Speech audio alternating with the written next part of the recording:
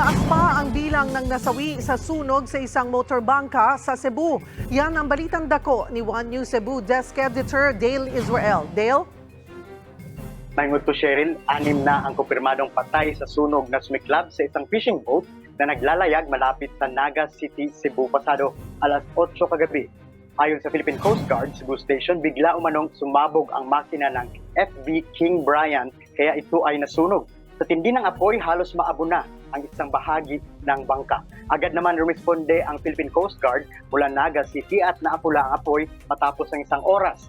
Kaninang umaga ay nakuha na lahat ng Coast Guard ang mga katawan ng mga nasawing tripulante sa ginawang rescue and retrieval operations. Sakay ang mga rubber boats at iba pang maliliit na assets ng Coast Guard. Mga 1 oras silang bumiyahe para marating ang pinangyarihan ng sunog.